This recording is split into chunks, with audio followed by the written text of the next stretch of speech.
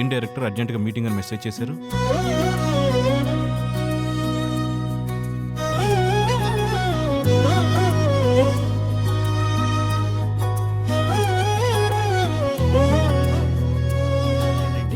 ఇదిగో నా second story. Wish you all the best.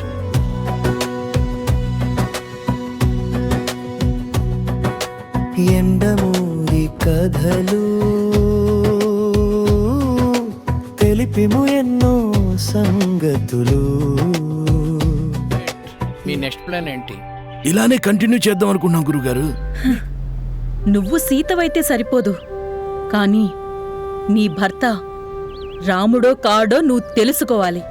Yandamuri కథలు మంచిని పంచే స్నేహితులు. చదివిన వారు సంగాని ఎదురీదరా, తీరం చేరే దారులను వెతికెల్లరా.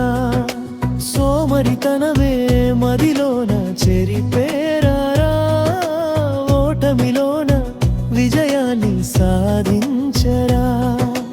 ఎండమూరి ప్రసంగాలు ఎందరికో వరప్రసాదాలు. ఎండమూరి కథలు తెలిపెను ఎన్నో సంగతులు.